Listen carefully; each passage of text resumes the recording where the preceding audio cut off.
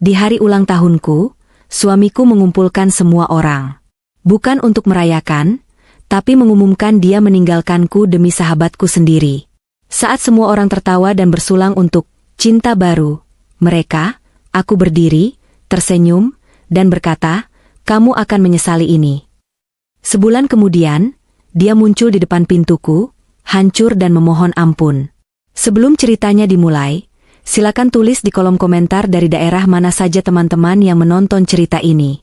Jangan lupa like dan subscribe agar channel ini bisa semakin berkembang dan bisa mempersembahkan cerita yang lebih menarik lagi. Hujan turun dengan deras malam itu, seolah langit Jakarta ikut menangis melihat nasibku yang akan hancur lebur dalam hitungan jam. Mobil Alphard hitam milik Bima, suamiku, meluncur pelan membelah kemacetan kawasan Senopati. Di dalam mobil, hening. Tidak ada ucapan selamat ulang tahun, tidak ada kecupan hangat di punggung tangan, hanya suara wiper yang bergerak ritmis menghapus air hujan dari kaca depan. Aku melirik Bima. Dia tampak gagah dengan setelan jas mahalnya. Setelan yang dulu aku pilihkan kainnya, aku yang mengaturnya ke penjahit langganan di kawasan Majestic. Wajahnya keras, rahangnya mengeras seolah menyimpan beban atau mungkin sebuah rahasia. "Mas, kita benar-benar akan makan malam dengan teman-temanmu?" "Aku pikir malam ini hanya kita berdua," tanyaku pelan, memecah keheningan. Bima tidak menoleh. Matanya tetap lurus ke jalanan yang basah oleh pantulan lampu merah kendaraan. "Ini hari spesial, Ratna. Semua orang harus ada di sana. Teman-teman kantorku, klien penting, dan tentu saja sahabat-sahabatmu." Ada nada dingin dalam suaranya yang membuat bulu kuduku meremang. Namun, aku menepis perasaan itu. Aku adalah Ratna, istri seorang pengacara kondang di SCBD. Aku harus selalu tampil sempurna, tersenyum, dan menjadi pendamping yang membanggakan, tidak peduli seberapa dingin sikap suamiku akhir-akhir ini. Kami tiba di sebuah restoran fine dining privat yang sangat mewah. Arsitekturnya minimalis modern dengan dominasi kaca, memperlihatkan suasana temaram dan elegan di dalamnya. Pelayan membukakan pintu mobil dan memayungi kami. Aku melangkah turun. Gaun sutra berwarna marun yang kukenakan sedikit terkena percikan air, tapi aku tak peduli. Begitu pintu restoran dibuka, riuh rendah suara tawa langsung menyambutku. Di sana, di meja panjang yang dihiasi lilin-lilin mahal dan bunga anggrek putih, puluhan orang sudah berkumpul. Mereka adalah teman-teman sosialita, kolega Bima, dan wajah-wajah yang sangat kukenal. "Selamat ulang tahun, Ratna," seru mereka hampir bersamaan. Namun entah mengapa, senyum mereka tidak mencapai mata. Ada tatapan mencemooh, ada bisik-bisik yang mendadak berhenti saat aku melangkah masuk. Siska, sahabatku sejak kuliah, muncul dari kerumunan. Dia mengenakan gaun perak yang sangat mencolok, memamerkan lekuk tubuhnya. Siska memelukku, cipika-cipiki, tapi aku bisa mencium aroma parfum Bima yang samar tertinggal di bahunya. Jantungku berdegup kencang, tapi akal sehatku berusaha menolak kecurigaan itu. Tidak mungkin. Siska adalah sahabatku. Aku yang membantunya saat butiknya hampir bangkrut tahun lalu. "Kamu cantik sekali malam ini, Erate, walau kelihatan agak tuaan dikit ya." Siska terkekeh, sebuah pujian yang dibungkus hinaan halus. "Terima kasih, Siska. Kamu juga bersinar," jawabku datar. Kami duduk. Hidangan pembuka mulai disajikan. Foie gras dan caviar yang rasanya hambar di lidahku. Bima duduk di ujung meja, memegang gelas wine-nya. Dia tidak memandangku. Dia sibuk berbisik dengan Siska yang duduk tepat di sebelah kanannya, posisi yang seharusnya untukku. 1 jam berlalu dengan obrolan basa-basi yang menyiksa. Para istri pejabat dan sosialita palsu itu memamerkan tas Hermes terbaru mereka, membicarakan liburan ke Eropa, dan sesekali melirikku dengan tatapan kasihan yang menjijikan. Aku merasa seperti domba yang digiring ke pembantaian, tapi aku belum tahu pisau apa yang akan menyayatku. Tiba-tiba, Bima berdiri. Dia mengetuk gelas wine-nya dengan sendok perak. Ting, ting, ting. Suara dengung percakapan seketika senyap. Semua mata tertuju pada Bima. Lampu ruangan sedikit diredupkan, menyisakan sorot lampu utama ke arah suamiku. Aku tersenyum tipis, mengira dia akan memberikan pidato ulang tahun untukku. Aku sudah menyiapkan ekspresi terharu. Betapa bodohnya aku. Selamat malam semuanya, suara bariton Bima menggema. Terima kasih sudah datang malam ini. Kita berkumpul di sini, di hari ulang tahun istriku, Ratna. Dia menunjukku sekilas, tanpa senyum. Tapi, lanjut Bima, suaranya memberat, malam ini bukan hanya tentang ulang tahun. Malam ini adalah tentang kejujuran. Tentang membebaskan diri dari kepura-puraan. Tanganku mulai gemetar di bawah meja. Perasaanku tidak enak. Selama 10 tahun, aku mencoba menjadi suami yang baik untuk Ratna. Tapi cinta tidak bisa dipaksakan. Hati tidak bisa dibohongi. Bima menarik napas panjang, lalu menoleh ke arah Siska. Dia mengulurkan tangannya. Siska menyambutnya dengan senyum kemenangan yang lebar, lalu berdiri di samping Bima. Malam ini, di depan kalian semua, aku ingin mengumumkan bahwa aku telah menemukan belahan jiwaku yang sebenarnya. Wanita yang mengerti ambisiku, yang sepadan denganku. Mulai malam ini, aku akan mengurus perceraianku dengan Ratna, dan segera meresmikan hubunganku dengan Siska. Bagaikan disambar petir di siang bolong, telingaku berdenging. Waktu seolah berhenti.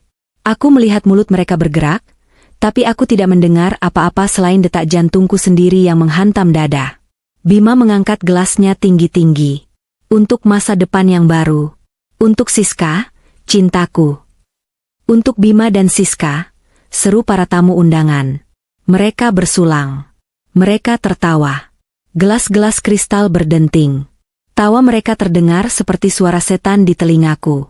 Teman-teman arisanku, istri rekan kerja Bima, bahkan sepupu jauh Bima yang pernah kubantu biaya sekolah anaknya, mereka semua tertawa. Seolah-olah kehancuran rumah tanggaku adalah lelucon paling lucu di Senopati malam ini. Siska menatapku, matanya berkilat jahat. Dia mengangkat gelasnya ke arahku, seolah mengejek. Maaf ya, Erate. Tapi cinta itu buta. Duniaku runtuh. 10 tahun aku mendampingi Bima. Dari dia masih menjadi pengacara magang yang naik motor butut, menemaninya begadang menyusun berkas perkara, hingga dia menjadi partner di firma hukum raksasa di SCBD. Aku yang mengatur keuangannya, aku yang merawat ibu mertua saat sakit keras hingga beliau meninggal, aku yang menunda punya anak demi karirnya. Dan ini balasannya? Dipermalukan di depan umum di hari ulang tahunku sendiri? Air mata mendesak ingin keluar, panas di pelupuk mata. Tapi aku menahannya sekuat tenaga. Tidak. Aku tidak akan menangis di depan mereka. Aku tidak akan memberikan kepuasan itu pada Siska dan Bima. Aku menarik napas dalam-dalam, menguatkan hati yang sudah remuk redam. Perlahan, aku berdiri. Kursi berdecit di lantai marmer, membuat beberapa orang menoleh. Keheningan perlahan tercipta lagi, mereka menunggu reaksiku. Mereka menunggu aku mengamuk, menangis histeris, atau memohon-mohon di kaki Bima. Itu yang mereka inginkan. Drama untuk bahan gosip besok pagi. Aku menatap Bima tepat di matanya. Dia tampak sedikit gugup melihat ketenanganku, tapi kesombongannya segera menutupi itu. Tanganku terangkat, melepas gelang berlian di pergelangan tanganku. Itu adalah hadiah ulang tahun darinya tahun lalu.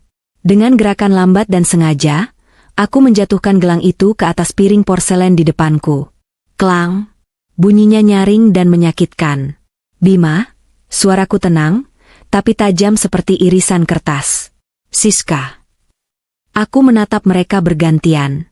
Kalian pikir kalian menang malam ini. Kalian pikir dengan mempermalukanku, kalian menjadi lebih tinggi. Aku tersenyum. Senyum yang bukan berasal dari kebahagiaan, tapi dari rasa sakit yang telah membeku menjadi tekad. Silakan tertawa. Nikmati champagne kalian. Nikmati kemenangan semu ini. Aku melangkah mendekati mereka, hanya berjarak 1 langkah. Aku mendekatkan wajahku ke arah Bima, lalu berbisik cukup keras hingga Siska pun mendengarnya. Ingat hari ini baik-baik. Ingat tanggalnya, ingat jamnya. Karena suatu hari nanti, saat kalian hancur dan tidak punya siapa-siapa lagi, kalian akan mengingat momen ini sebagai awal dari akhir hidup kalian. Bima terdiam, rahangnya mengetat. Siska mendengus remeh. Sudahlah, Ate. Jangan dramatis. Terima saja nasibmu. Kamu itu membosankan. Aku tidak menjawab hinaan Siska. Aku berbalik, mengambil tasku, dan berjalan tegak menuju pintu keluar. Aku tidak menoleh lagi ke belakang, meskipun aku mendengar tawa canggung yang mulai pecah kembali. Keluar dari restoran, hujan masih turun deras. Tidak ada supir yang menungguku, karena mobil dibawa oleh supir Bima. Udara dingin langsung menusuk tulangku yang berbalut gaun tipis. Satpam restoran memandangku bingung, hendak menawarkan payung, tapi aku menggeleng. Aku mengeluarkan ponselku, memesan taksi online. Jari-jariku gemetar hebat saat menekan layar ponsel, bukan karena dingin, tapi karena adrenalin dan rasa sakit yang akhirnya mulai merembes keluar. Saat mobil taksi online, sebuah mobil jenis MPV sederhana yang baunya apek rokok, datang, aku masuk ke dalamnya. Sesuai aplikasi ya, Bu? Tanya supirnya ramah. Ya, Pak, jawabku serak. Saat mobil mulai berjalan menjauhi gemerlap lampu restoran itu, aku melihat dari kaca jendela belakang. Bima dan Siska terlihat di dekat jendela kaca restoran, tertawa sambil berangkulan. Di dalam mobil yang gelap itu, akhirnya satu tetes air mata jatuh membasahi pipiku. Tapi hanya satu tetes. Aku segera menghapusnya dengan kasar. Cukup, bisikku pada diriku sendiri. Cukup tangisannya. Sekarang waktunya perang. Malam itu, di tengah hujan Jakarta yang tak kenal ampun, Ratna yang lama telah mati. Dan Ratna yang baru, yang menyimpan dendam sedingin es, baru saja lahir.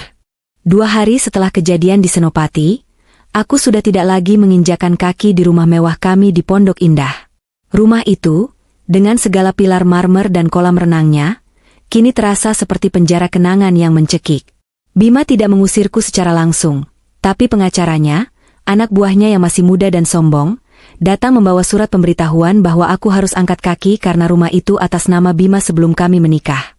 Dia benar, secara hukum aku lemah. Aku terlalu percaya pada cinta sampai lupa mengamankan aset untuk diriku sendiri. Aku hanya membawa 2 koper besar. Isinya pakaian, dokumen-dokumen pribadiku, laptop tua yang sudah lama tak kusentuh, dan foto mendiang ibu. Semua perhiasan, tas branded, dan mobil mewah ku tinggalkan. Itu semua pemberian Bima, dan aku tidak sudi membawa satu pun jejaknya bersamaku. Tujuanku sekarang adalah Tebet. Kawasan yang padat, hidup, dan jauh dari kepalsuan area elit Jakarta Selatan bagian atas. Aku menyewa sebuah kamar kos di lantai 2 sebuah bangunan ruko. Ukurannya mungkin hanya 3x4 meter. Jauh sekali dibandingkan kamar mandiku di Pondok Indah yang bahkan lebih luas dari kamar ini. Ini kuncinya ya, Mbak Ratna. Listrik token isi sendiri. Air lancar, tapi kalau malam kadang pompanya agak berisik. Jam malam tamu laki-laki cuma sampai jam 10. Kata ibu kos, seorang wanita parubaya berdaster batik dengan ramah. Terima kasih, Bu, jawabku sambil menerima kunci itu. Begitu ibu kos pergi, aku menutup pintu dan menyandar di baliknya. Suara bising klakson motor dari jalan raya di depan gang terdengar jelas. Bau nasi goreng yang dimasak abang-abang di bawah menyeruak masuk lewat ventilasi. Panas. AC di kamar ini adalah model lama yang suaranya seperti mesin traktor dan tidak terlalu dingin. Aku meletakkan koperku di lantai keramik putih yang agak kusam. Aku duduk di tepi kasur busa yang spraynya bermotif bunga norak. Ini realitaku sekarang. Dari istri nyonya besar di Pondok Indah, menjadi penghuni kos-kosan di Tebet. Apakah aku sedih? Anehnya, tidak. Aku merasa ringan. Beban kepura-puraan yang selama ini kupikul rasanya luruh bersamaan dengan aku meninggalkan rumah itu. Aku mengeluarkan ponselku. Ada ratusan notifikasi. Pesan WhatsApp dari teman-teman yang bertanya pura-pura simpati, padahal aku tahu mereka hanya ingin update gosip. Ada juga panggilan tak terjawab dari Bima, mungkin ingin memastikan aku sudah pergi. Dengan tangan mantap, aku mencabut kartu SIM dari ponsel mahalku. Aku mematahkannya menjadi 2 bagian dan membuangnya ke tempat sampah. Aku mengambil ponsel Android murah yang baru kubeli di konter pulsa di jalan tadi, memasukkan kartu perdana baru. Selamat tinggal, Ratna si istri bodoh. Gumamku. Aku mulai membongkar koper. Bukan untuk menata baju, tapi untuk mengeluarkan senjataku. Laptop lamaku. Dulu, sebelum menikah dengan Bima, aku adalah seorang auditor keuangan di salah satu firma akuntansi, Big Four. Aku punya insting tajam untuk mencium ketidakberesaan dalam laporan keuangan. Aku berhenti bekerja karena Bima memintaku fokus mengurus rumah tangga. Permintaan yang ternyata adalah strategi agar aku tidak tahu apa-apa tentang hartanya. Selama seminggu pertama di kosan, aku hidup seperti hantu. Aku jarang keluar kecuali untuk membeli makan di warteg sebelah atau beli air galon. Tetangga kos mungkin mengira aku janda depresi atau wanita simpanan yang dibuang. Biarkan saja. Bima dan Siska pasti juga berpikir demikian. Mereka pasti mengira aku sedang menangis di pojokan kampung, meratapi nasib. Itu keuntungan bagiku. Musuh yang meremehkan lawan adalah musuh yang paling mudah dihancurkan.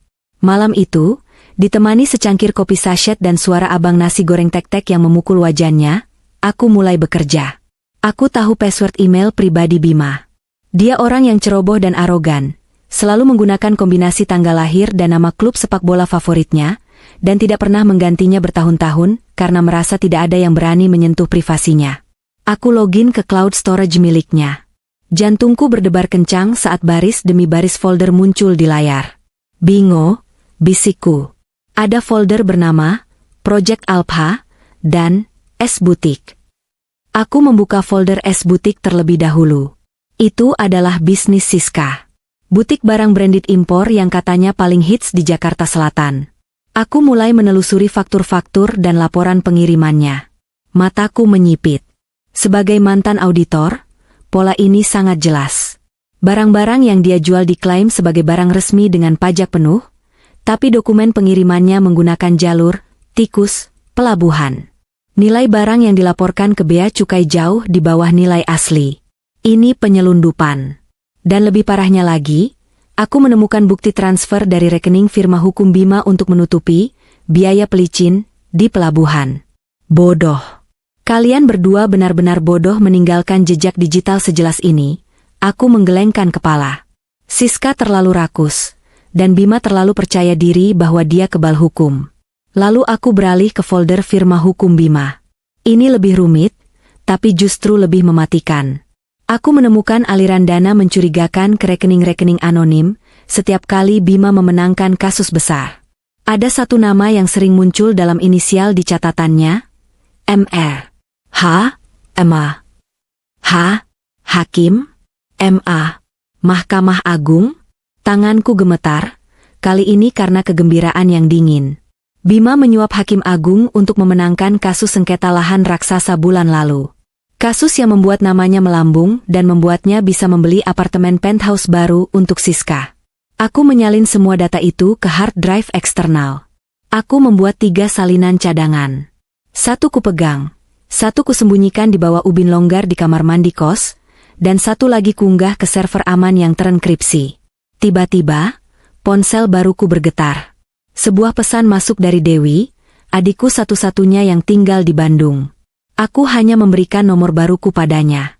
Mbak, kamu baik-baik saja? Aku lihat Instagram Siska. Dia posting foto prewedding sama Mas Bima di Paris. Captionnya bikin muntah. Akhirnya bahagia dengan orang yang tepat. Mbak, perlu aku labrak mereka? Aku tersenyum membaca pesan Dewi. Adikku itu memang sumbunya pendek. Beda denganku yang lebih suka memendam.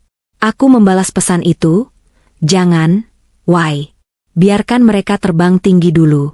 Semakin tinggi mereka terbang, semakin sakit nanti jatuhnya. Mbak baik-baik saja. Mbak sedang menyiapkan kejutan. Aku meletakkan ponsel dan kembali menatap layar laptop. Cahaya biru layar memantul di wajahku yang tanpa make up. Di luar, hujan mulai turun lagi, membasahi Jakarta yang penuh dosa. Bima dan Siska sedang di Paris? Bagus. Nikmatilah kroasang dan menara Eiffel itu.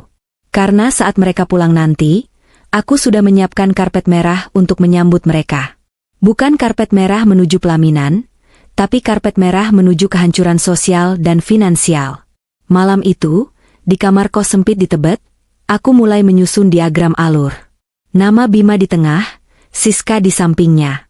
Panah-panah menghubungkan mereka dengan bea cukai, Dirjen Pajak, dan Komisi Yudisial. Aku bukan lagi Ratna istri penurut. Aku adalah auditor yang sedang melakukan audit forensik terhadap hidup mereka. Dan hasil auditku hanya akan memiliki satu kesimpulan, disclaimer of opinion alias tidak wajar. Aku menyeruput kopi sachet yang sudah dingin itu. Rasanya lebih nikmat daripada wine mahal di Senopati 2 malam lalu. Mari kita mulai permainannya, Mas Bima, bisikku pada kegelapan malam. Babak pertama, serangan si bersenyap. Malam di Tebet memiliki ritmenya sendiri. Berbeda dengan keheningan mencekam di Pondok Indah yang hanya dipecahkan oleh suara filter kolam renang, di sini malam terasa lebih hidup, lebih kasar, namun bagiku terasa lebih jujur. Pukul 2 dini hari, suara ketukan mangkok dari pedagang bakso Malang yang lewat di depan gang beradu dengan suara dengkuran tetangga kamar sebelah yang dindingnya setipis triplek. Aku duduk bersila di atas kasur busa, punggungku bersandar pada dinding yang catnya mulai mengelupas. Di hadapanku, laptop tua yang setia berdengung pelan, menjadi satu-satunya sumber cahaya di kamar sempit ini. Layar laptop itu menampilkan deretan angka dan data yang bagaikan benang kusut bagi orang awam, tapi bagiku, ini adalah peta harta karun, atau lebih tepatnya, peta menuju kehancuran seseorang. Sudah 3 malam aku tidak tidur dengan benar. Mataku terasa perih, diganjal oleh kopi hitam sachet seharga Rp2.000 yang kuseduh dengan air dispenser. Tapi, adrenalin yang memompa di darahku membuat rasa kantuk itu hilang tak berbekas. Jadi begini cara mainmu, Siska, gumamku pelan, jari telunjukku mengetuk-ngetuk touchpad laptop. Aku sedang membuka sebuah file Excel yang kusembunyikan dari folder Es Butik milik Siska. Judul filenya sangat lugu, daftar pesanan kue. Tapi isinya sama sekali bukan tentang kue. Ini adalah catatan keuangan dari Arisan Berlian yang dia kelola bersama ibu-ibu pejabat dan istri pengusaha. Siska selalu membanggakan arisannya sebagai yang paling eksklusif di Jakarta Selatan. Tapi data di depanku menunjukkan fakta yang menjijikkan. Siska menggunakan skema Ponzi. Uang dari anggota baru digunakan untuk membayar anggota lama yang menang arisan, sementara sebagian besar dana itu ditarik tunai untuk keperluan pribadinya, liburan ke Eropa, membeli tas Hermes yang dia klaim sebagai dagangan, dan tentu saja, memanjakan Bima. Ada selisih dana sekitar 5 miliar rupiah. 5 miliar uang orang lain yang dia pakai untuk membiayai gaya hidup mewahnya, agar terlihat setara denganku dulu. Kamu menggali kuburanmu sendiri, S. Aku beralih ke jendela lain di layarku. Data aliran dana firma hukum Bima. Ini lebih rumit, karena Bima cukup pintar menyamarkan jejaknya lewat perusahaan cangkang.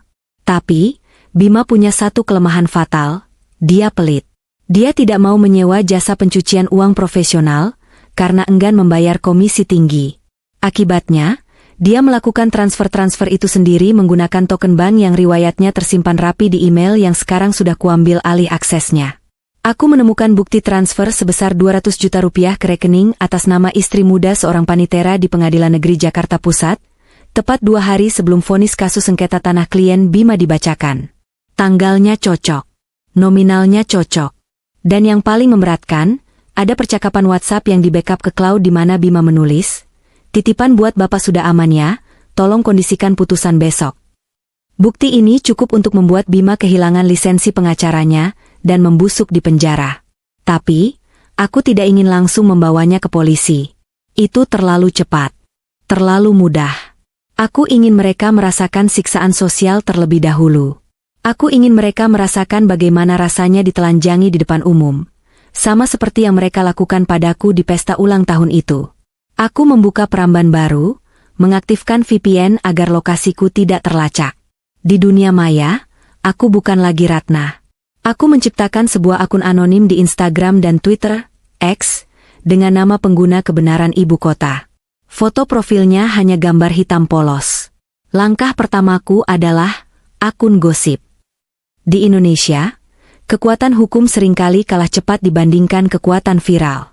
Netizen Indonesia adalah hakim paling kejam yang pernah ada. Aku mulai mengetik pesan langsung, DM, ke salah satu akun gosip terbesar yang memiliki jutaan pengikut. Akun yang adminnya terkenal julid dan berani. "Min, mau spill teh panas nggak? Ini soal pengacara kondang inisial B yang selingkuh sama sahabat istrinya sendiri. Tapi bukan cuma selingkuh. Ada bukti penipuan arisan sosialita dan suap hukum juga. Kalau minat, balas. Aku punya buktinya." Tidak sampai 5 menit, balasan muncul. Waduh, inisial B yang kantornya di SCBD itu bukan? Yang istrinya kalem banget? Kirim, Kak. Identitas aman. Aku tersenyum miring. Dunia ini memang haus akan skandal. Aku mulai mengirimkan potongan-potongan bukti. Foto Siska yang sedang pamer tas baru disandingkan dengan bukti mutasi rekening arisan yang tanggalnya sama. Lalu tangkapan layar chat Bima dengan si Panitera, tentu saja dengan menyensor beberapa bagian krusial agar tidak langsung menjadi bukti hukum, tapi cukup untuk memicu spekulasi liar. Setelah selesai dengan akun gosip, aku beralih ke target yang lebih serius. Aku menulis email panjang kepada seorang jurnalis investigasi senior dari sebuah majalah berita terkemuka. Dulu, aku sering membaca tulisannya yang tajam membongkar korupsi pejabat. Subjek email, whistleblower, dugaan gratifikasi firma hukum Bima Rekan serta penggelapan pajak butik impor. Di email itu, aku melampirkan data yang lebih rapi dan teknis. Laporan audit mini yang kubuat semalam suntuk, menjelaskan bagaimana Bima merekayasa kasus dan bagaimana Siska memanipulasi pajak impor barang mewahnya. Aku tidak meminta bayaran. Aku hanya menulis satu kalimat penutup. Kebenaran ini saya serahkan pada Anda. Hancurkan mereka dengan tinta Anda. Pukul 4 pagi, azan subuh mulai terdengar sayup-sayup dari masjid di kejauhan. Pekerjaanku malam ini selesai. Aku merenggangkan tubuhku yang kaku. Tulang punggungku berbunyi. Aku bangkit dan membuka sedikit jendela kamar kos. Udara pagi Jakarta yang bercampur polusi menyapa wajahku. Langit masih gelap, tapi aku tahu matahari akan segera terbit. Dan saat matahari itu naik nanti, Bima dan Siska akan bangun di Paris dengan mimpi buruk yang nyata. Perutku berbunyi. Aku baru sadar belum makan malam. Di meja kecil di sudut kamar, hanya ada sisa roti tawar yang sudah agak keras pinggirannya. Aku mengambilnya, mengunyahnya pelan tanpa selera. Rasanya hambar, sehambar hidupku sekarang. Tapi roti keras ini adalah bahan bakar untuk perlawananku. Aku teringat wajah ibu. Dulu, ibu selalu bilang, Ratna, sabar itu ada batasnya. Kalau orang menginjak kepalamu, kamu bukan harus diam, tapi kamu harus membalikan kakinya agar dia jatuh. Maafkan Ratna, Bu. Selama ini Ratna lupa pesan ibu karena terlalu sibuk menjadi istri yang patuh. Tapi sekarang, Ratna akan membalikan kaki mereka, Bu. Sampai patah. Aku kembali menatap layar ponsel murahan di tanganku. Aku membuka Instagram lewat akun palsuku. Siska baru saja membuat story 1 jam yang lalu.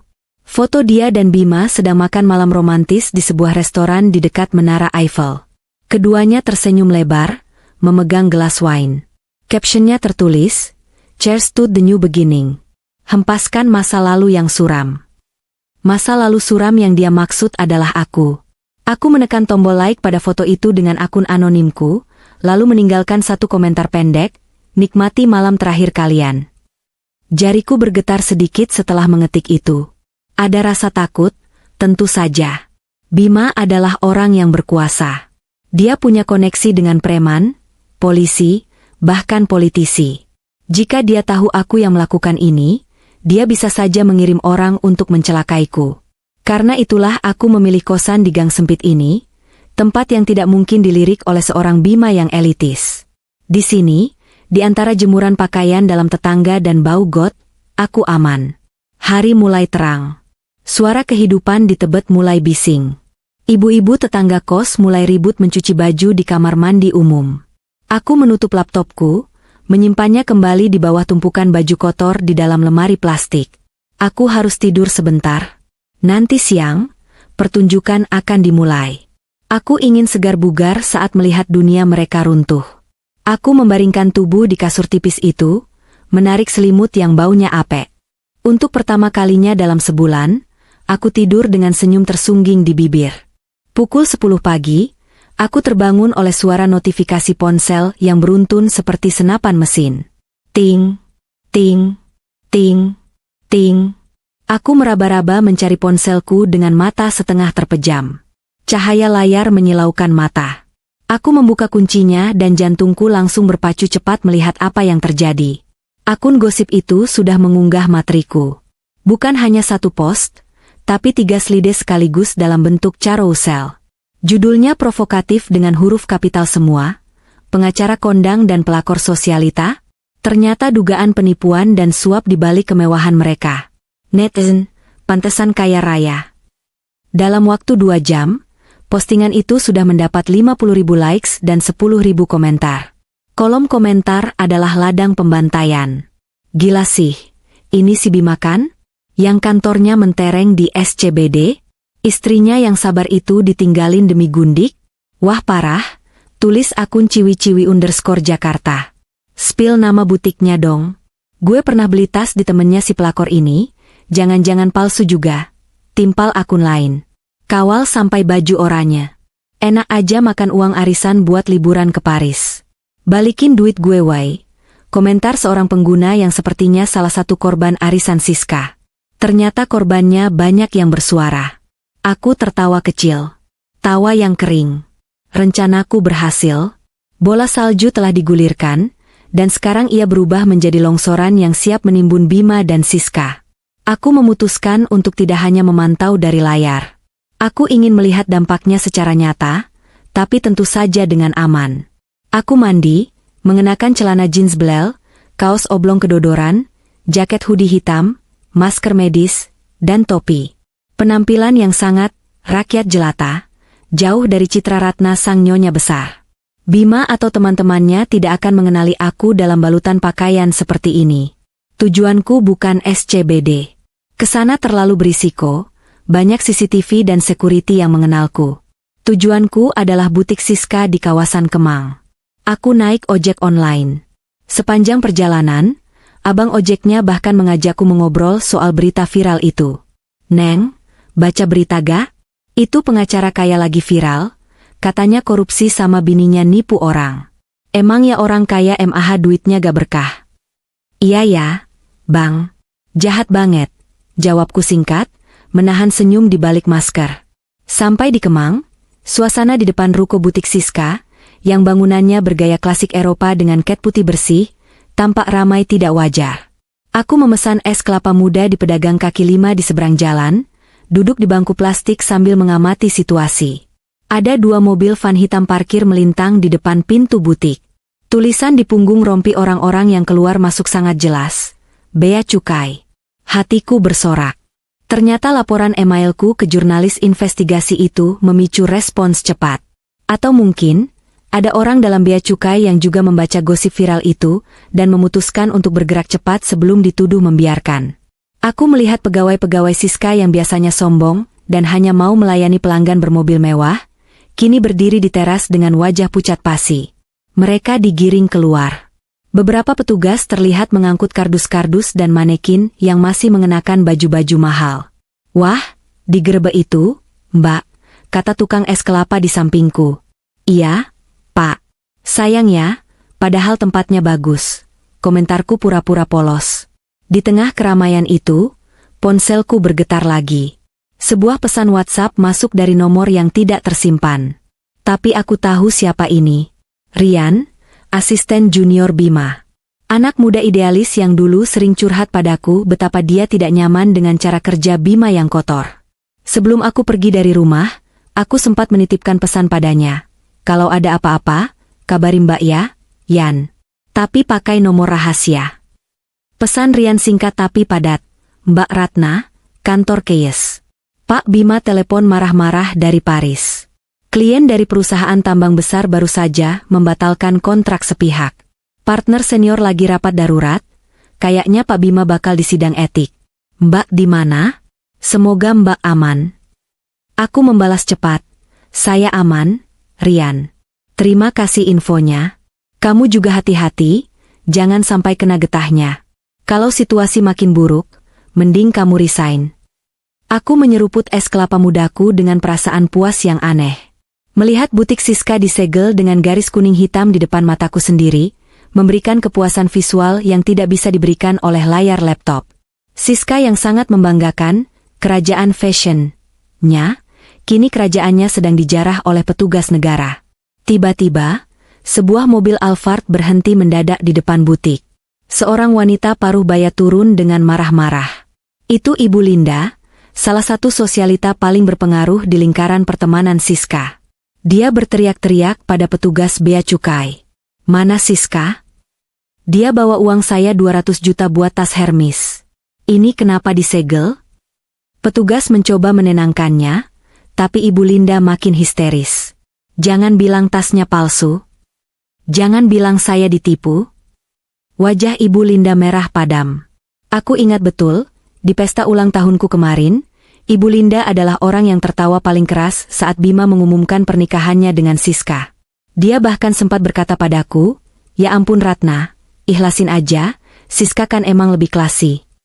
Sekarang, wanita klasi itu sedang berteriak seperti orang gila di pinggir jalan karena kehilangan uangnya. Karma memang punya selera humor yang bagus. Aku membuka kembali Instagram. Bima dan Siska akhirnya bereaksi. Mereka tidak bisa diam saja melihat nama mereka hancur. Di akun Instagram Bima yang bercentang biru, dia mengunggah sebuah foto baru. Foto close-up tangannya menggenggam tangan Siska dengan latar belakang menara Eiffel yang buram. Captionnya tertulis dalam bahasa Inggris yang kaku, "Haters gonna hate. The truth will prevail. We are happy and unbothered. See you in Jakarta soon along with my lawyers." Pembenci akan membenci. Kebenaran akan menang. Kami bahagia dan tidak terganggu. Sampai jumpa di Jakarta segera bersama pengacaraku. Sombong. Masih sangat sombong. Bima pikir ancaman, pengacara, masih menakutkan bagi netizen 62? Dia salah besar. Postingan itu justru menjadi bensin yang disiramkan ke api. Dalam hitungan menit, komentar pedas membanjiri. "Halah, gaya lu bang. Urusin dulu tuh bea cukai di butik bini lu. Unbothered kok matikan kolom komentar di postingan lama? Panik ya? Ditunggu pulang pakai baju oranye ya, Pak Pengacara." Dan yang paling membuatku tertawa, ada komentar dari akun resmi sebuah bank swasta, YTH. "Bapak Bima, mohon segera menyelesaikan tunggakan kartu kredit Anda yang sudah jatuh tempo, karena nomor ponsel Anda tidak dapat kami hubungi. Terima kasih." Aku hampir tersedak air kelapa. Ya ampun, Bima. Kartu kredit macet? Pasti karena Siska belanja gila-gilaan di Paris sampai limitnya jebol, dan Bima lupa transfer. Karena rekening utamanya mungkin sudah mulai dibekukan atau dia panik memindahkan dana. Komentar admin bank itu dipin oleh ribuan netizen yang tertawa. Harga diri Bima sebagai orang kaya raya di SCBD runtuh seketika hanya karena komentar tagihan kartu kredit. Tapi, di balik tawa ini, aku tahu perang sesungguhnya baru akan dimulai saat mereka mendarat di Jakarta. Bima bukan orang bodoh selamanya. Dia akan mencari tahu siapa dalang di balik semua ini.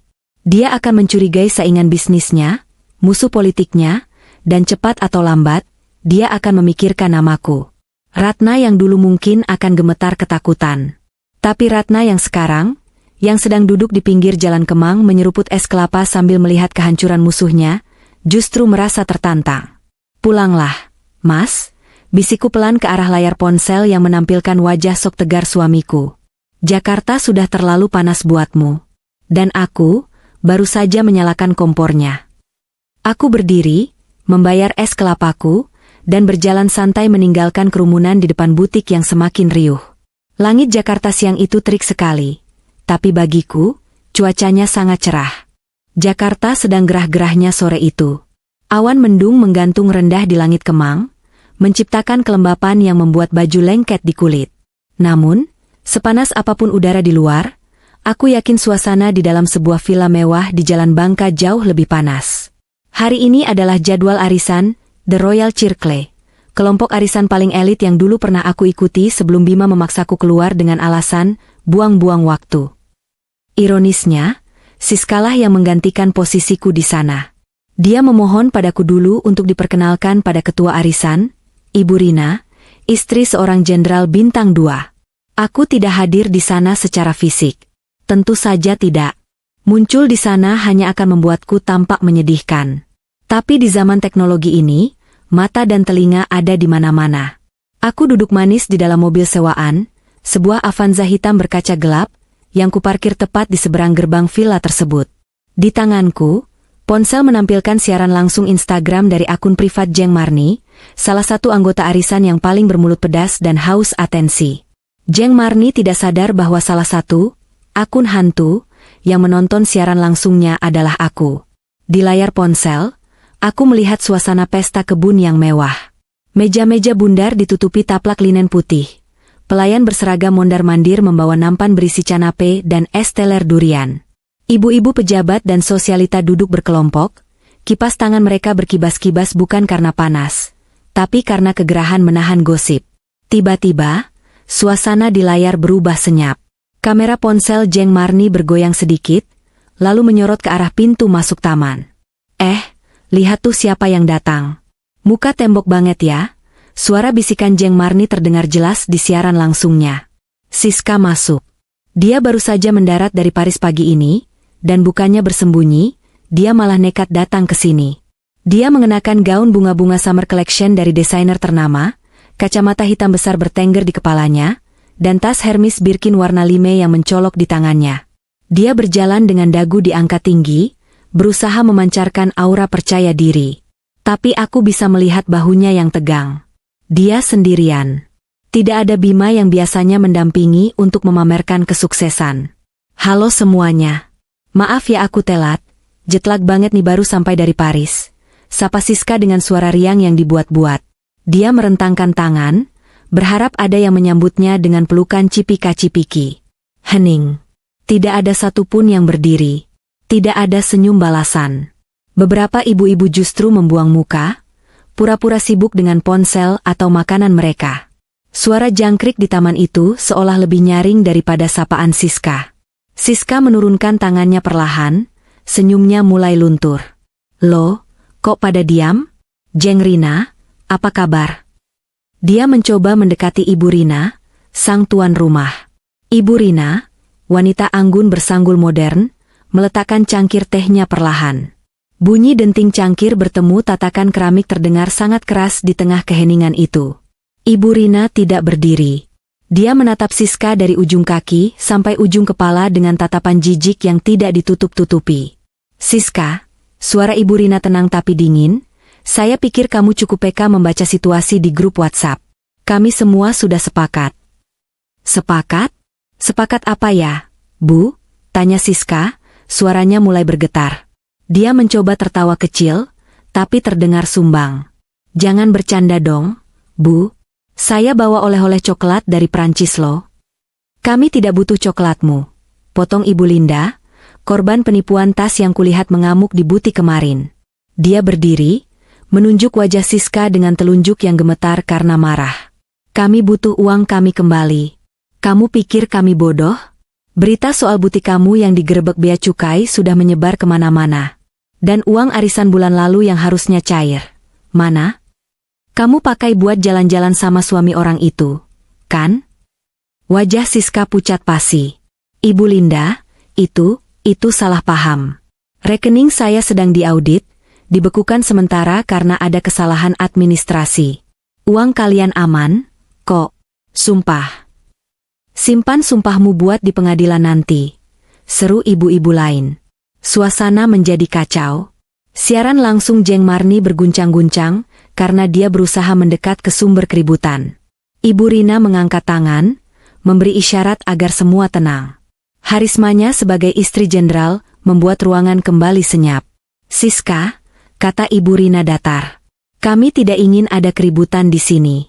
Ini acara silaturahmi yang terhormat. Kehadiranmu membuat kami tidak nyaman.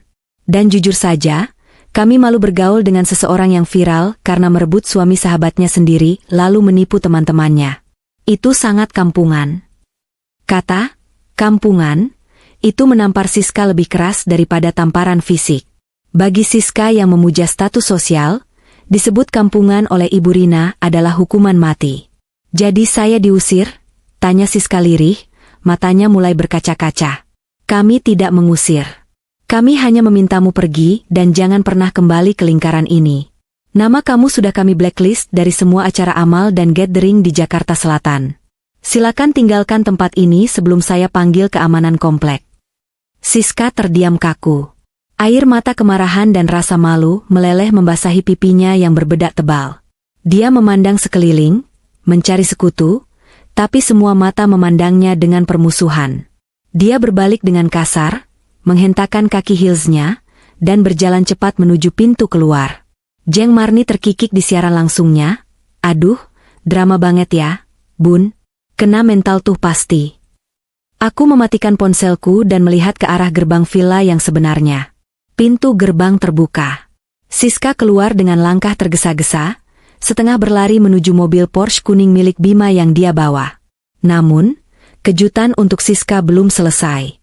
Tepat saat Siska hendak membuka pintu mobilnya, 2 buah sepeda motor besar berhenti mendadak di belakang mobil itu, memblokir jalan keluar. 4 orang pria bertubuh kekar, berkulit gelap, dan berjaket kulit turun. Mereka adalah Mata Elang, penagih utang lapangan dari pihak Leasing. Aku menahan napas. Ini adalah bagian yang paling kutunggu.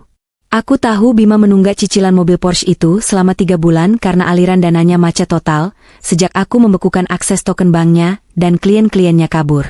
Mbak Siska? Tanya salah satu pria itu dengan suara berat. Siapa kalian? Minggir. Saya mau lewat. Bentak Siska, melampiaskan kekesalannya di dalam villa tadi pada orang-orang ini. Maaf, Mbak. Kami ada surat tugas penarikan unit. Mobil ini atas nama Bapak Bima. Kan? Cicilannya macet, dan unit ini harus kami amankan sekarang juga. Kata pria itu sambil menunjukkan map berisi surat kuasa. Apa? Gila kalian? Ini mobil suami saya. Bima pengacara hebat, kalian bisa dituntut. Siska berteriak histeris di pinggir jalan raya Kemang yang macet. Orang-orang mulai berhenti menonton. Tukang bakso, pejalan kaki, bahkan mobil-mobil yang lewat melambatkan laju mereka untuk melihat tontonan gratis ini. Silakan tuntut di kantor, Mbak. Kuncinya mana? Atau kami harus panggil Derek? Pria itu tidak gentar sedikitpun. Penagih utang Jakarta tidak takut pada ancaman, suami saya pengacara. Mereka hanya takut kalau targetnya kabur. Siska berusaha masuk ke dalam mobil, tapi tangannya ditahan. Terjadi tarik-menarik kunci. Siska menjerit, memukul-mukul dada pria itu. Tas Hermesnya terjatuh ke aspal basah, terciprat genangan air kotor. Tas seharga ratusan juta itu kini kotor dan menyedihkan, sama seperti pemiliknya. Lepasin, kalian rampok, teriak Siska. Akhirnya, kunci berhasil direbut. Siska didorong pelan menjauh dari mobil. Dia jatuh terduduk di trotoar. Para penagih itu masuk ke dalam mobil Porsche. Mesin menderu. Dalam sekejap, mobil mewah kebanggaan Bima dan Siska itu dibawa pergi, meninggalkan asap knalpot yang menerpa wajah Siska. Siska duduk bersimpuh di trotoar Kemang, menangis meraung-raung seperti anak kecil yang kehilangan permen. Rambutnya acak-acakan, maskaranya luntur hitam di pipi. Di belakangnya, dari balik pagar villa, aku bisa melihat ibu-ibu arisan tadi menonton dari kejauhan, berbisik-bisik dan tertawa kecil. Aku menyandarkan punggungku di jok mobil sewaan, menghela napas panjang. Ada rasa puas yang menjalar di dada, tapi juga ada rasa hampa. Dulu, Siska adalah sahabat yang sering kubantu membenarkan riasan wajahnya saat dia menangis putus cinta. Sekarang, aku adalah arsitek dari air matanya. Jalan, Pak, kataku pada supir mobil sewaan. Kemana, Bu? Pulang ke Tebet. Pertunjukan hari ini sudah selesai. Saat mobilku melewati Siska yang masih menangis di pinggir jalan, aku tidak menoleh. Dia sudah memilih jalannya sendiri. Jalan yang dibangun di atas penderitaan orang lain, kini runtuh menimpa dirinya sendiri. 2 minggu berlalu sejak insiden di Kemang. Jakarta terus berputar dengan kesibukannya. Tapi roda kehidupan Bima dan Siska berhenti berputar dan mulai menggelinding ke bawah jurang. Informasi yang kudapat semakin deras. Bukan lagi dari penyadapan diam-diam, tapi dari berita nasional. Kasus suap yang melibatkan Bima mulai naik ke penyidikan. Kejaksaan Agung sudah mencekalnya bepergian ke luar negeri. Paspornya ditahan. Rekening-rekening utamanya dibekukan untuk kepentingan penyidikan. Mereka sekarang terkurung di apartemen penthouse di kawasan Kuningan. Apartemen itu adalah satu-satunya aset yang belum disita karena sertifikatnya sedang digadaikan Bima ke bank lain untuk modal usaha tambang bodong yang dia ikuti, sebuah fakta yang baru kutemukan saat memeriksa brankas digitalnya. Jadi, bank belum bisa menyitanya karena sengketa kepemilikan. Tapi hidup tanpa uang tunai di Jakarta itu neraka. Apalagi bagi orang-orang yang terbiasa hidup bak raja. Malam itu, hujan badai melanda Jakarta. Petir menyambar-nyambar, seolah alam sedang marah. Aku sedang di kosan, menyetrika baju ke meja kerjaku. Ya, aku sudah mulai bekerja lagi, menerima proyek-proyek audit freelance dari teman lama yang tahu kemampuanku. Ponselku bergetar. Sebuah notifikasi dari TikTok. Video yang sedang trending nomor 1. Judulnya, Drama Rumah Tangga Sultanes CBD. Bertengkar hebat di lobi apartemen sampai lempar barang. Aku meletakkan setrikaan dan mengambil ponsel. Video itu sepertinya direkam sembunyi-sembunyi oleh tetangga atau penghuni apartemen lain dari balkon lantai atas yang menghadap ke lobi terbuka, atau mungkin dari kamera CCTV yang bocor. Kualitas gambarnya agak buram dan goyang, tapi suaranya cukup jelas karena gema di lobi apartemen. Di layar, aku melihat Bima dan Siska. Penampilan mereka jauh berbeda dari pesta ulang tahunku sebulan lalu. Bima memakai kaos oblong kusut dan celana pendek, rambutnya berantakan, wajahnya ditumbuhi brewok yang tidak terawat. Siska memakai daster tidur, rambutnya diikat asal-asalan. Mereka berdiri di dekat meja resepsionis, dikelilingi beberapa koper. "Kamu yang bego." Suara Siska melengking tinggi, pecah saking histerisnya. "Kamu bilang kamu pengacara hebat. Kamu bilang kamu bisa atasi semua ini. Mana buktinya? Listrik unit kita diputus pengelola karena nunggak 3 bulan. Kamu mau aku tidur gelap-gelapan kayak orang miskin?" Bima tampak lelah, tapi emosinya meledak juga. Dia membanting sebuah tas koper ke lantai marmer sampai rodanya patah. "Brak, diam kamu," bentak Bima, telunjuknya menuding wajah Siska.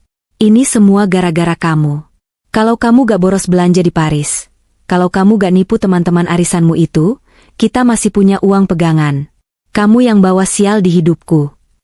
"Aku bawa sial?" Siska tertawa sinis, suaranya seperti nenek sihir. "Sadar diri, Mas. Kamu yang ninggalin Ratna. Ratna itu jimat keberuntungan kamu. Sejak kamu buang dia, hidup kamu hancur. Kamu pikir aku gak tahu kamu nilep uang klien? Sekarang aku yang kena getahnya." Mendengar namaku disebut, jantungku berdesir. Ternyata di titik terendahnya, mereka masih mengingatku. Siska, wanita yang merebut suamiku, kini mengakui bahwa akulah sumber keberuntungan Bima. Ironi yang sangat pahit. Bima mencengkeram lengan Siska kasar. "Jangan sebut nama dia. Kamu gak pantas sebut nama dia. Kamu cuma parasit. Aku nyesel nikahin kamu Siri. Tahu gitu aku pertahanin Ratna. Lepasin. Sakit." Siska meronta, lalu menampar pipi Bima. Plak! Suara tamparan itu menggema. Security apartemen yang sejak tadi bingung akhirnya berani mendekat untuk memisahkan mereka. "Bapak, Ibu, mohon tenang. Ini area publik, mengganggu penghuni lain," kata security itu. "Jangan ikut campur lu," bentak Bima pada security. Tapi tenaganya sepertinya habis. Dia melepaskan Siska dan terduduk lemas di lantai lobi, menjambak rambutnya sendiri. Dia terlihat seperti orang gila. Pria yang dulu sangat bangga dengan setelan jas Italianya, kini duduk mengangkang di lantai lobi apartemen, ditonton orang-orang, tak berdaya. Siska menangis sambil memegangi kopernya. "Aku mau pulang ke rumah orang tuaku. Aku gak mau hidup sama kamu lagi." "Pergi sana," teriak Bima tanpa menoleh. "Pergi dan jangan balik lagi. Bawa semua barang rongsokanmu." Video berakhir dengan Siska menyeret kopernya keluar lobi sendirian ke tengah hujan, sementara Bima masih duduk menekur lantai. Aku menatap layar ponsel yang kini gelap setelah video berakhir. Kolom komentar video itu penuh dengan caci maki netizen yang mensyukuri kehancuran mereka. "Karma is real, bestie. Definisi hancur bareng-bareng. Mbak Ratna pasti lagi ketawa nonton ini." Netizen salah. Aku tidak tertawa. Aku justru merasa hampa. Melihat Bima, Pria yang pernah 10 tahun tidur di sampingku, hancur sedemikian rupa menjadi makhluk yang menyedihkan, membuatku sadar bahwa aku pernah mencintai orang yang salah. Bima tidak pernah kuat. Dia hanya kuat karena ada aku yang menopangnya. Begitu topangannya hilang, dia hanyalah bangunan keropos yang roboh ditiup angin.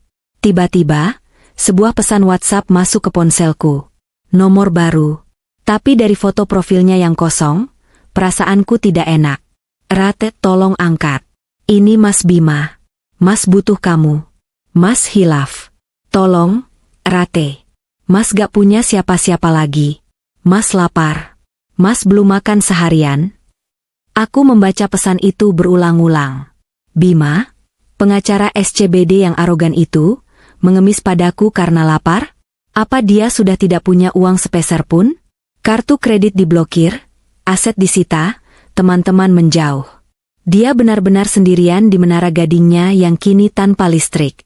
Ada dorongan kecil di hati nuraniku sebagai manusia untuk membantunya. Mengirimkan makanan lewat ojek online mungkin? Tapi kemudian bayangan wajahnya saat mempermalukanku di restoran itu muncul kembali. Bayangan dia memegang tangan Siska dan tertawa di atas penderitaanku. Tidak. Belas kasihan pada ular berbisa hanya akan membuatmu digigit lagi saat dia pulih. Aku mengetik balasan, tapi kemudian menghapusnya. Tidak perlu dijawab. Diam adalah jawaban paling menyakitkan bagi orang yang sedang putus asa mengharapkan pertolongan. Aku memblokir nomor itu. Di luar, hujan masih turun deras membasahi Jakarta. Di apartemen mewah yang gelap gulita di Kuningan sana, aku membayangkan Bima duduk sendirian dalam kegelapan, meratapi nasibnya, perutnya perih menahan lapar, ditemani bayang-bayang masa lalu yang dia hancurkan sendiri. Perang dingin ini dimenangkan oleh pihak yang diam. Aku kembali mengambil setrikaan. Masih ada baju yang harus kurapikan untuk rapat besok pagi. Hidupku terus berjalan maju, sementara hidup mereka berhenti di titik kehancuran. Waktu memiliki cara kerja yang aneh. Kadang ia berlari secepat kilat saat kita sedang bahagia, namun merangkak lambat penuh siksaan saat kita sedang terluka. Namun bagiku, setahun terakhir ini waktu berjalan seperti aliran sungai yang tenang namun menghanyutkan segala kotoran masa lalu. Sore itu, langit Bintaro sektor 9 berwarna abu-abu pekat. Awan cumulonimbus menggantung rendah, menjanjikan hujan lebat yang akan membasahi Jakarta Selatan dan Tangerang Selatan. Di luar jendela kaca kantorku yang besar di lantai 2, daun-daun pohon terembesi melambai-lambai tertiup angin kencang, menciptakan tarian bayangan yang menenangkan di atas lantai kayu ruang kerjaku.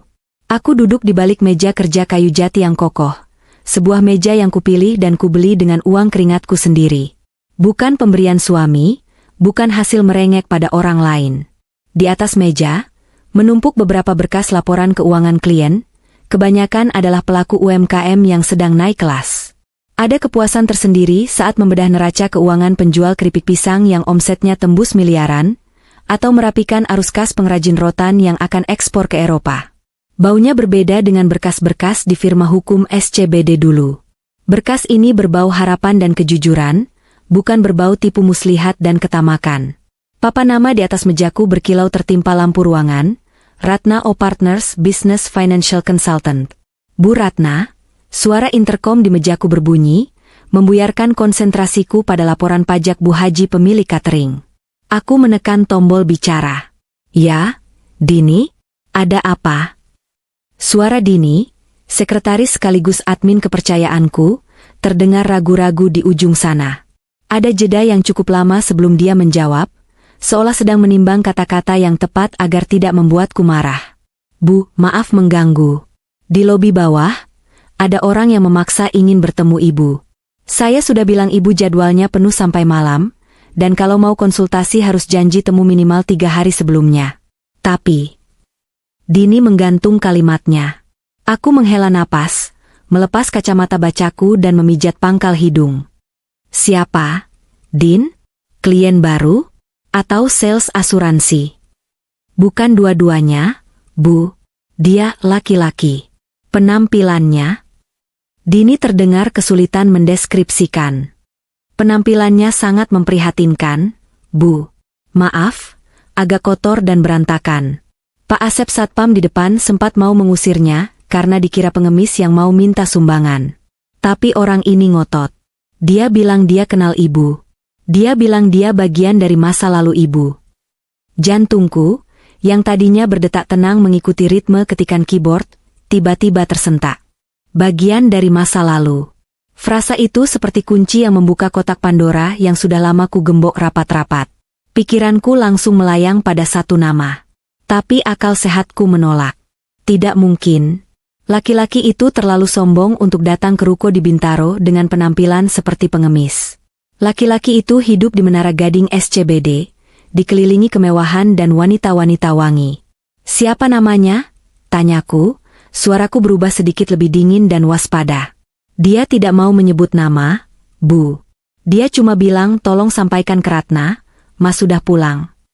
Dua kata terakhir itu, Mas sudah pulang.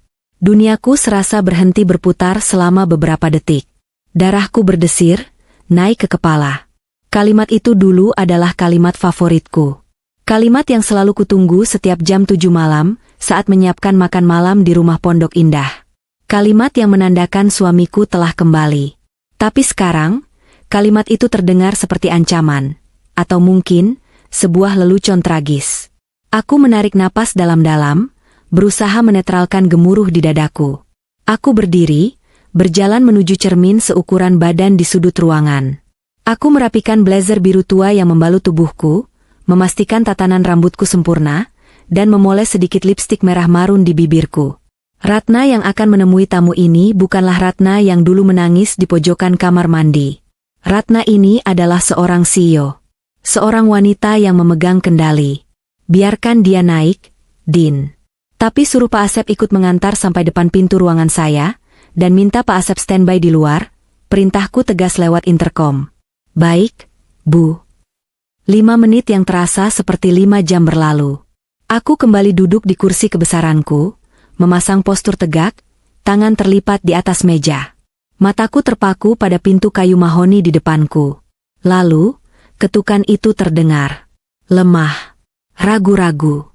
Berbeda sekali dengan ketukan Bima yang dulu selalu mantap dan menuntut perhatian. Masuk, kataku.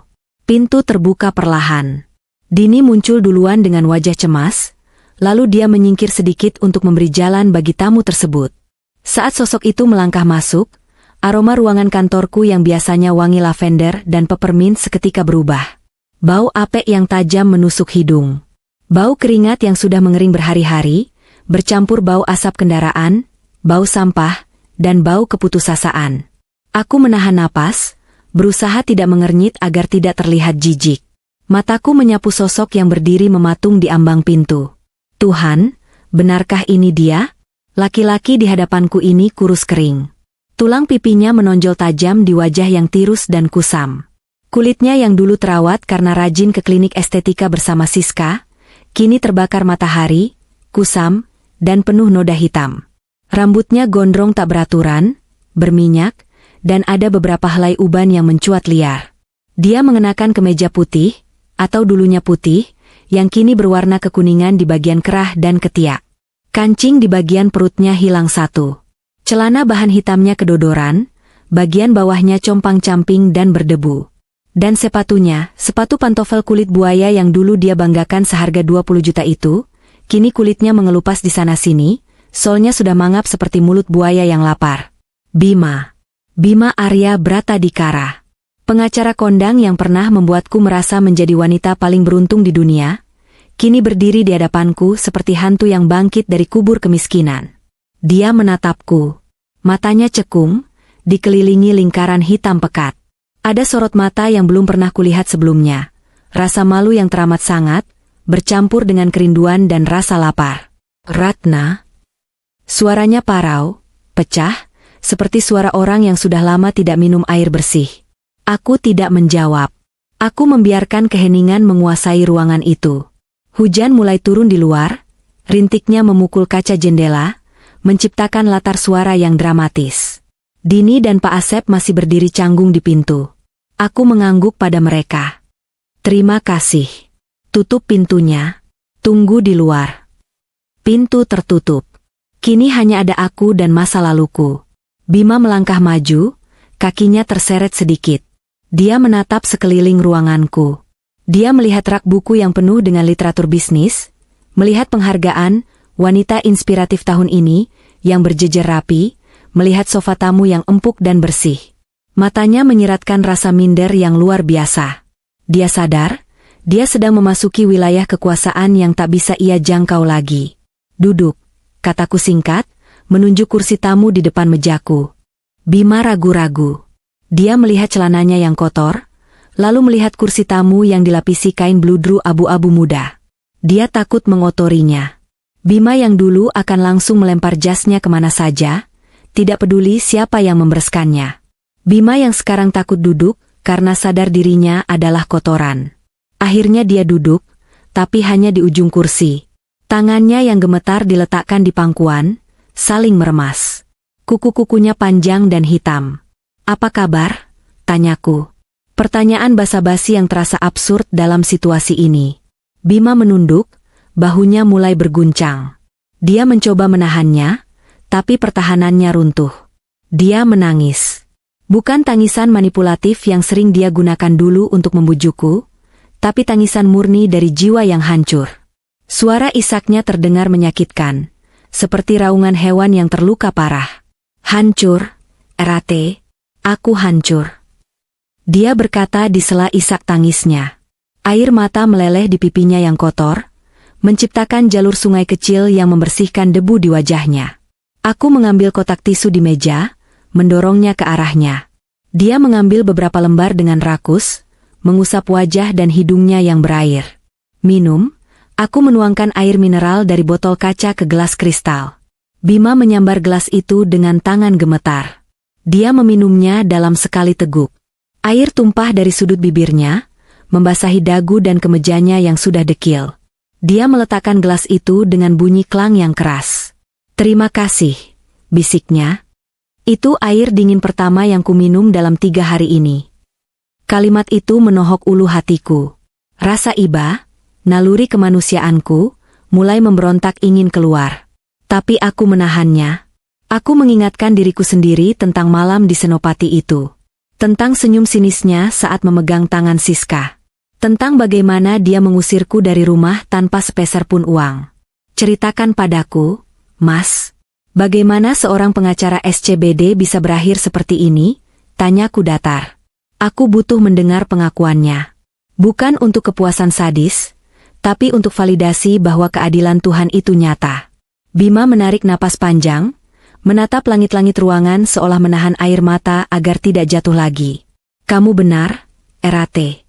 Kamu benar soal semuanya." Dia memulai ceritanya dengan suara serak. "Malam itu, malam di apartemen saat kami bertengkar hebat yang videonya viral itu adalah awal kiamat buatku." Aku mendengarkan tanpa memutus kontaknya. Malam itu aku tertidur di lobi apartemen karena security melarangku naik. Listrik unit sudah diputus.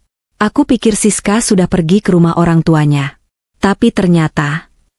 Bima tertawa getir, tawa yang terdengar gila. Perempuan ular itu ternyata punya kunci cadangan pintu darurat.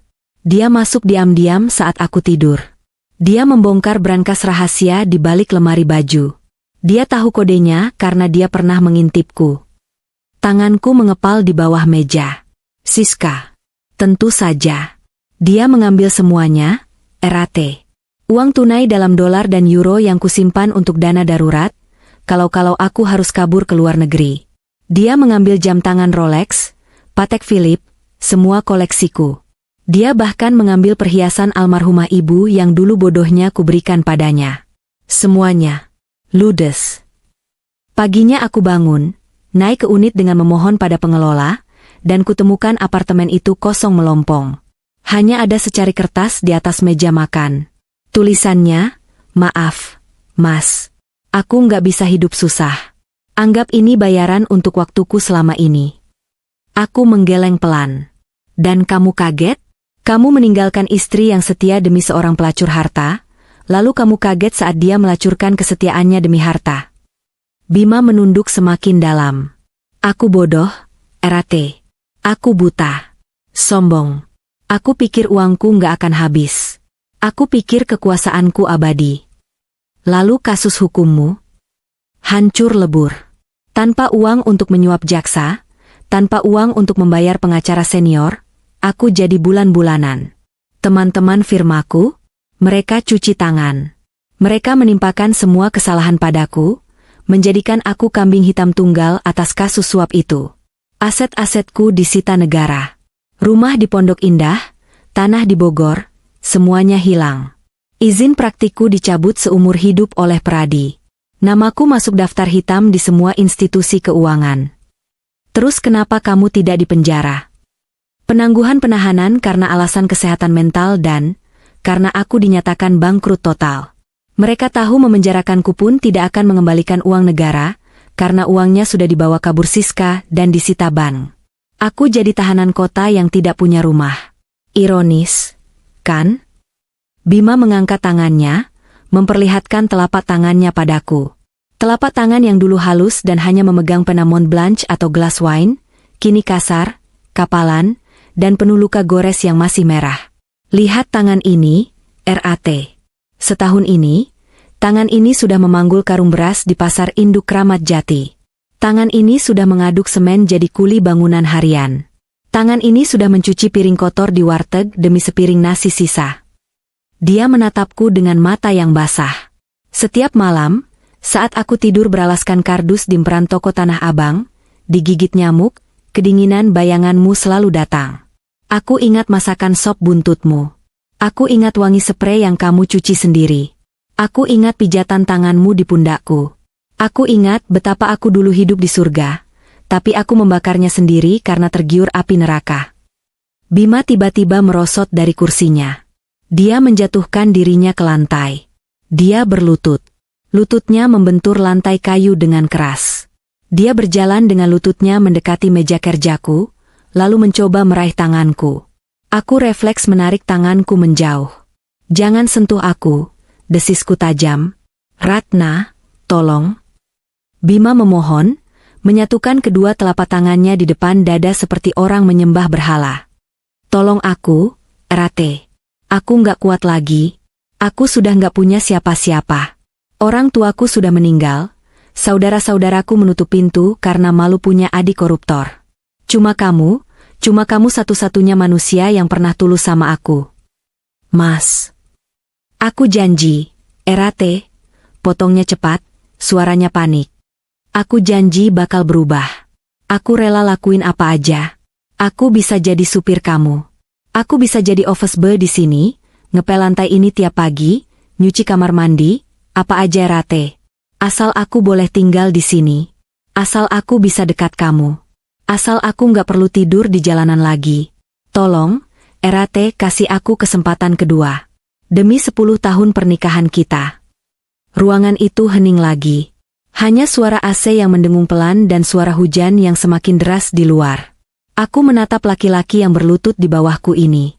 Dulu, aku pernah memuja laki-laki ini. Dulu, kata-katanya adalah titah bagiku. Dulu, senyumnya adalah duniaku.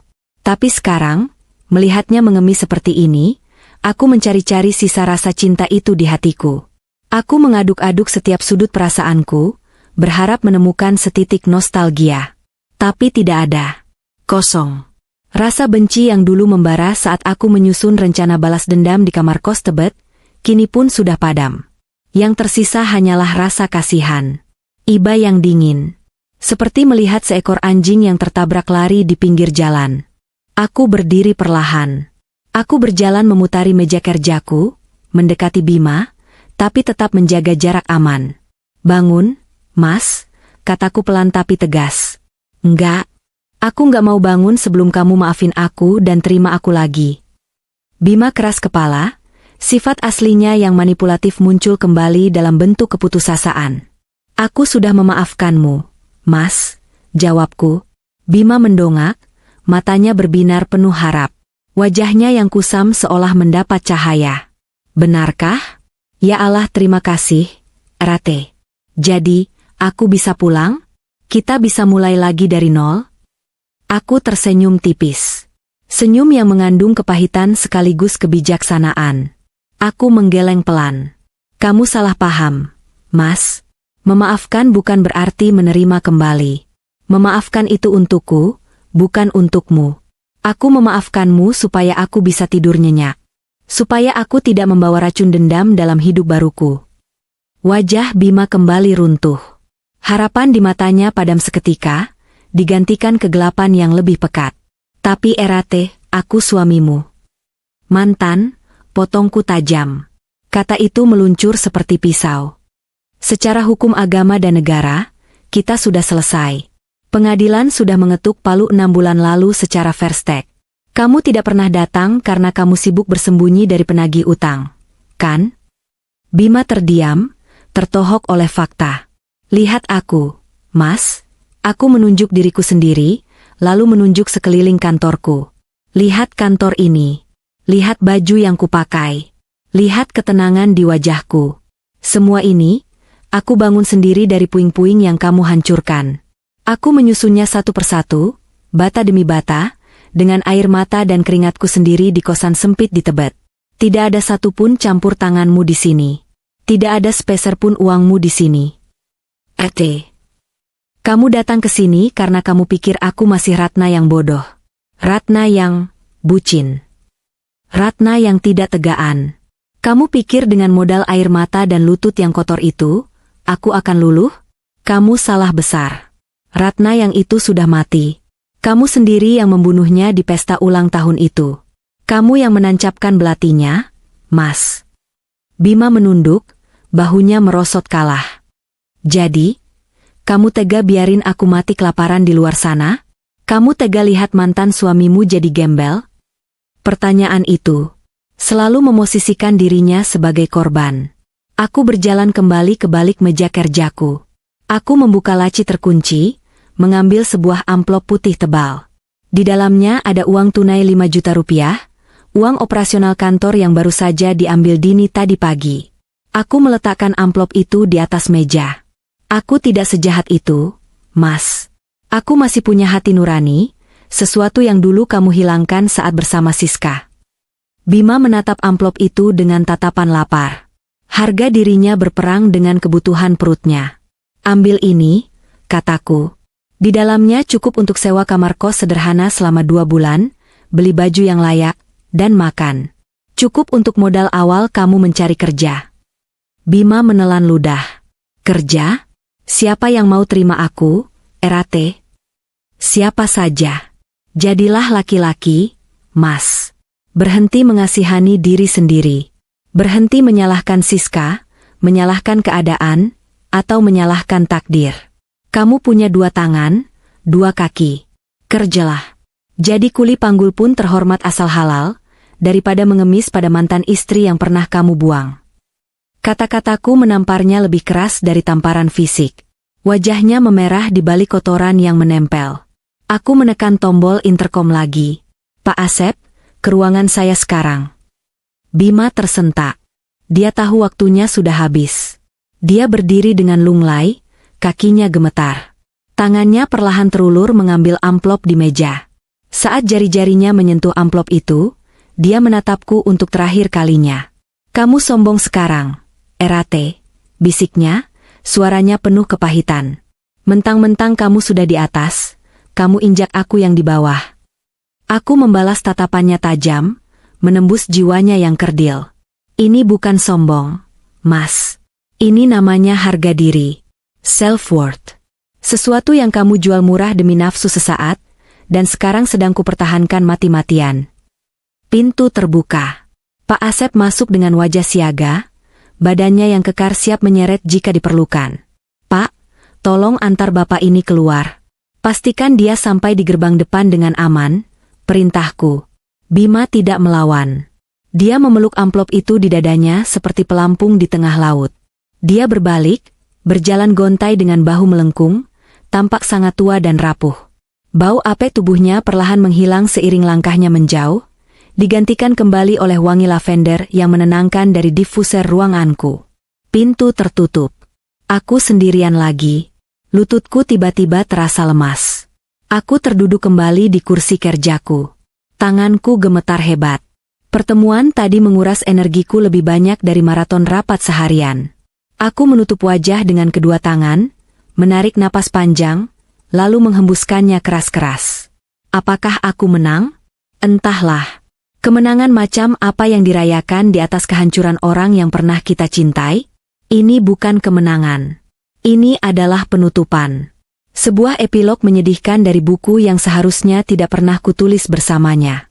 Di luar, petir menyambar, menerangi langit Jakarta yang gelap. Badai di luar sana mungkin menakutkan, tapi badai di dalam hatiku akhirnya reda. Benar-benar reda. 1 jam berlalu sejak Bima pergi. Hujan mulai mereda, menyisakan gerimis halus dan aroma tanah basah, petricor, yang menguar kuat. Lampu-lampu jalan di kawasan Bintaro mulai menyala, menciptakan pantulan cahaya oranye di aspal yang basah. Aku sudah merapikan meja kerjaku. Laptop sudah kumatikan. Tas kerjaku sudah tersandang di bahu. Sebelum keluar, aku mampir ke toilet kecil di dalam ruanganku. Aku membasuh muka, membersihkan sisa-sisa ketegangan tadi. Di cermin, aku melihat pantulan wanita berusia 35 tahun yang matanya menyeratkan kelelahan, tapi juga kekuatan. "Kamu hebat, Ratna," bisikku pada bayangan di cermin. "Kamu berhasil melewatinya." Aku berjalan menuruni tangga ruko. Kantor sudah sepi. Staf-stafku sudah pulang sejak pukul 5 tadi. Hanya ada Pak Asep yang sedang duduk di pos satpam sambil menyeruput kopi hitam. "Sudah pulang, Bu?" sapa Pak Asep ramah saat melihatku keluar. "Iya, Pak." "Oh ya, Pak. Orang tadi, dia tidak bikin masalah kan saat keluar?" tanyaku memastikan. Pak Asep menggeleng. Wajah garangnya sedikit melembut. "Enggak, Bu. Dia cuma nangis sesenggukan pas keluar gerbang. Terus dia jalan kaki ke arah stasiun Jurangmangu. Kasihan juga sih lihatnya, Bu. Kayak orang yang nyawanya udah nggak ada separuh." Aku mengangguk pelan. "Biarkan saja, Pak. Itu proses dia belajar hidup." Aku berjalan menuju area parkir. Di sana, sebuah mobil SUV hitam, Honda CR-V terbaru, sudah terparkir manis. Mesinnya menyala halus. Di samping mobil itu, berdiri seorang pria yang sedang bersandar santai sambil memandang langit senja. Pria itu mengenakan kemeja batik lengan panjang bermotif parang yang elegan, dipadukan dengan celana bahan yang pas. Kacamata berbingkai tipis bertengger di hidungnya yang mancung. Wajahnya bersih, teduh, dan memancarkan aura intelektual yang tenang. Arya Pradipta. Dosen arsitektur di sebuah universitas swasta ternama, sekaligus pemilik kafe, ruang temu, tempat aku sering mengadakan pertemuan dengan klien. Dia bukan miliarder seperti Bima dulu. Dia tidak punya jet pribadi atau koleksi jam tangan miliaran. Tapi dia punya sesuatu yang tidak pernah dimiliki Bima, kekayaan hati dan stabilitas emosi. Pertemuan kami 6 bulan lalu sangat klise, seperti adegan film komedi romantis. Aku yang sedang terburu-buru mengejar klien, tidak sengaja menabraknya di pintu kafe, hingga kopi latenya tumpah membasahi kemeja putihnya. Aku panik, siap dimaki-maki, seperti Bima yang dulu selalu memaki jika ada noda sedikit saja di bajunya. Tapi Arya justru tertawa renyah, membersihkan nodanya dengan tisu sambil berkata, "Nggak apa-apa, Mbak. Ini cuma kopi, bukan darah. Lagian kemeja ini emang udah waktunya dicuci." Sejak saat itu, kami sering mengobrol. Dia pendengar yang baik. Dia tahu masa laluku, tahu betapa berantakannya hidupku, dan dia tidak pernah menghakimi atau mencoba menjadi pahlawan kesiangan. Dia hanya ada, hadir dengan konsisten. "Lama ya nunggunya, Pak Dosen?"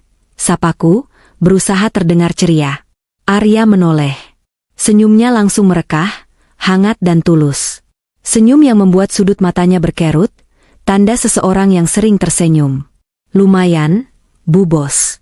Sempat ngitungin jumlah genteng ruko sebelah saking gabutnya. Candanya. Dia membuka pintu mobil untukku.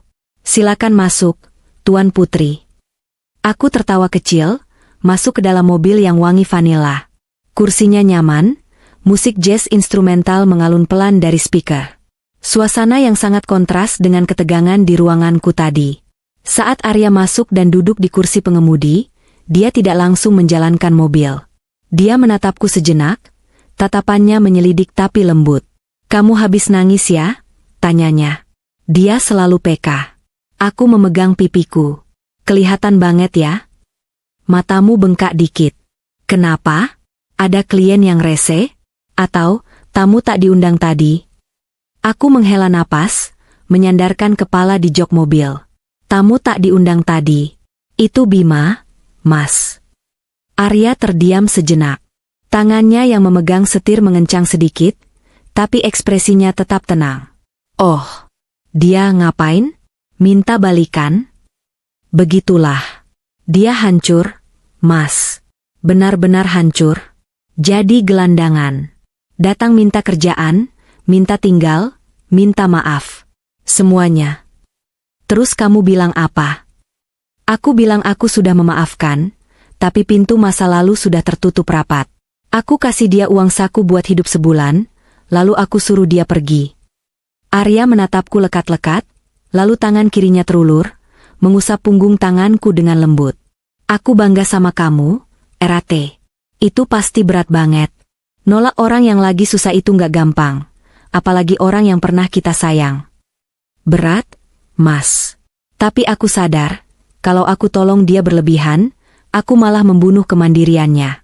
Dan aku nggak mau menyeret bangkai masa lalu ke masa depanku.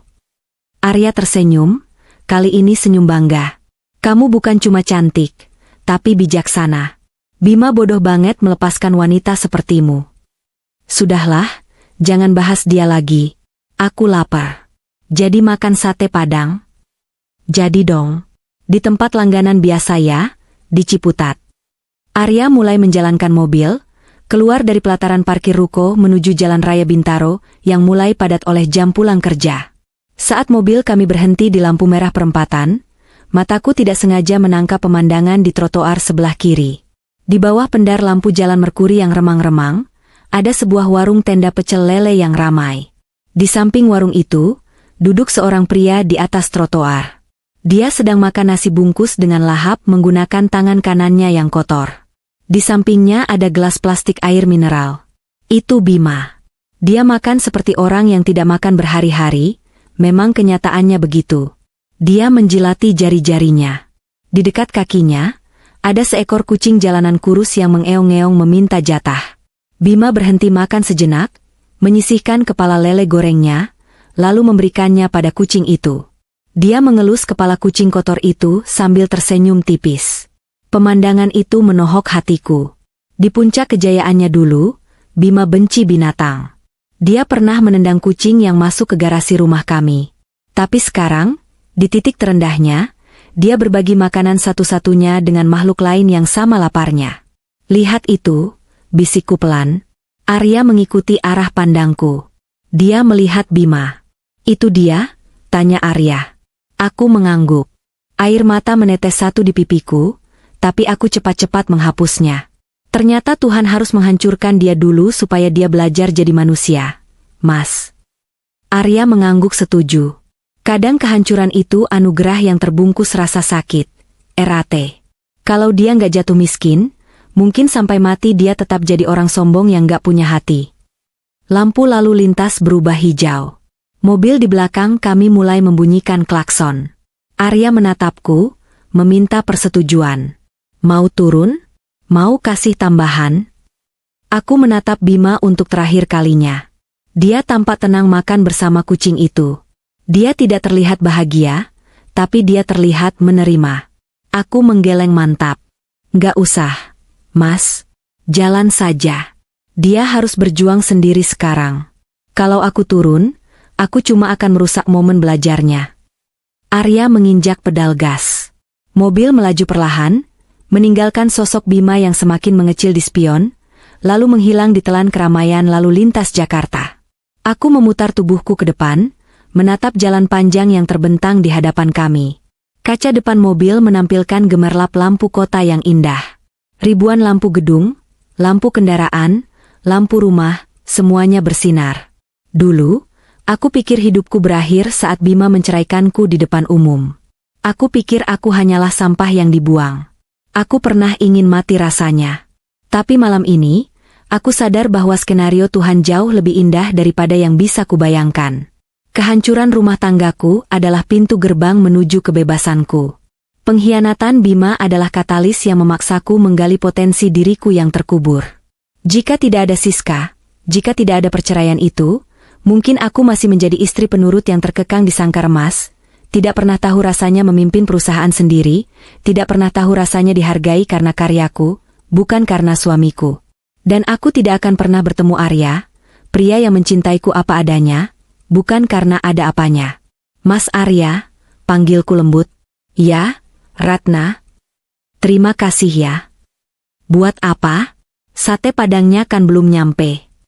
Terima kasih sudah sabar menunggu aku sembuh. Terima kasih sudah tidak memaksa masuk saat pintuku masih tertutup. Terima kasih sudah menjadi teman di saat aku butuh teman. Bukan menjadi penyelamat yang menuntut balas budi. Arya tersenyum, matanya tetap fokus ke jalan tapi tangannya menggenggam tanganku erat.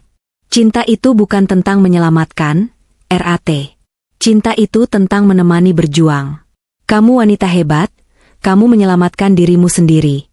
Aku cuma beruntung bisa duduk di kursi penonton baris paling depan melihat kamu bangkit. Hatiku menghangat. Inilah cinta yang dewasa. Cinta yang tidak drama. Cinta yang menenangkan seperti secangkir teh hangat di sore hari, bukan cinta yang memabukkan tapi merusak seperti wine. Aku menurunkan kaca jendela mobil sedikit. Angin malam Jakarta menerpa wajahku, menerbangkan rambutku. Aku memejamkan mata, menghirup dalam-dalam udara malam ini. Rasanya segar. Rasanya bebas. Aku teringat kembali sumpahku di restoran Senopati setahun yang lalu. Saat aku melepaskan gelang berlian itu dan berkata, kalian akan hancur. Sumpah itu sudah terbayar lunas. Mereka hancur lebur. Siska entah di mana menjadi buronan, Bima menjadi gelandangan. Tapi kemenanganku yang sesungguhnya bukan melihat kehancuran mereka. Kemenanganku adalah saat aku bisa melihat Bima di pinggir jalan tadi, dan aku tidak merasakan dendam lagi. Aku tidak merasakan sakit hati lagi. Aku hanya merasakan kedamaian. Aku telah berdamai dengan masa lalu, dan siap memeluk masa depan. Naskah dramanya sudah selesai, Mas, bisikku, lebih kepada diriku sendiri. Bab yang penuh air mata, pengkhianatan, dan dendam sudah kututup bukunya. Terus sekarang mau nulis buku apa? Tanya Arya. Aku menoleh padanya, tersenyum lebar. Senyum paling tulus yang pernah kusunggingkan dalam 2 tahun terakhir. Senyum sang ratu yang telah berhasil merebut kembali kerajaannya, kerajaan hati dan harga dirinya. Sekarang waktunya menulis cerita bahagia. Genrenya slice of life, romantis tipis-tipis, dan happy ending, jawabku. Arya tertawa renyah. Siap, Bu penulis. Saya siap jadi karakter utamanya. Mobil kami melaju menembus malam, membelah hiruk-pikuk Jakarta yang tak pernah tidur. Di luar sana, kehidupan terus berjalan dengan segala kekejaman dan keindahannya. Tapi di dalam mobil ini, aku merasa aman. Aku merasa utuh. Ratna yang dulu telah mati. Dan Ratna yang baru, sedang menikmati setiap detik kehidupannya dengan senyum kemenangan yang abadi.